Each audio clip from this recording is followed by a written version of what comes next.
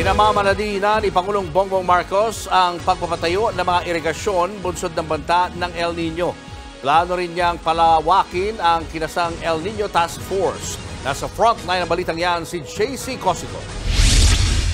Kasunod ng muling babala na hindi bababa sa 65 probinsya sa bansa ang makararanas sa matinding epekto ng El Nino sa 2024, inanunsyo ni Pangulong Bongbong Marcos na plano niyang i-reconstruct o baguhin ang komposisyon ng El Nino Task Force na binuo noong Abril. Sinabi niya yan sa inaugurasyon ng Balbalungaw Small Reservoir Irrigation Project sa Lupao, Nueva Ecija kanina. This is, I think, a more serious and a more extensive effort because we really have to get everybody involved to be able to prepare to make sure that we can minimize, alleviate, and adapt to climate change.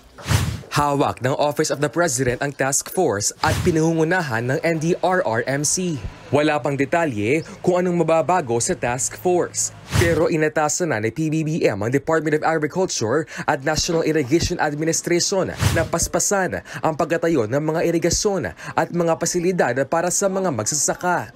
Giit pa ng Pangulo, dapat sa Abril 2024 na ipatupad na ang mga programang tutugon sa epekto ng El Nino. Gaya na lang na pinasinayahang Balbalungaw Small Reservoir Irrigation Project na makapagsusupply raw ng tubig sa halos 1,000 hektaryang taniman sa lugar. Higit 500 magsasaka makikinabang dito. Bawas gastos din ito, lalo't hindi na kailangan ng pambomba ng tubig. Yung iba, hindi na nila sinasaka pag during summer kasi mas marami yung magagastos sila sa diesel.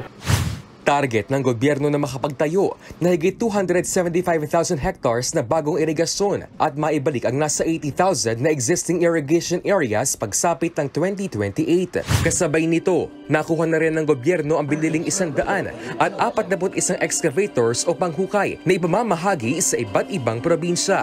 Para ito sa maintenance sa mga irigasyon para sa mas maayos na produksyon ng pagkain kahit El Nino. Sa kabila nito, naniniwala ang National Economic and Development Authority o NEDA na hindi mapupuruhan ang ekonomiya sa posibleng pinsala ng El Nino sa 2024. I don't think that it will make a big it will impact, and what that channel will probably more on the prices. The relative share of agriculture in the economy is now much smaller. Nagbabalita mula sa Frontline, JC Cosico, News 5. Mga kapatid, Julius Babaw po. Huwag maging huli at maging una sa lahat ng balitaan. Para sa tuloy-tuloy na talakayan sa Frontline, mag-follow at mag-subscribe sa social media pages ng News 5.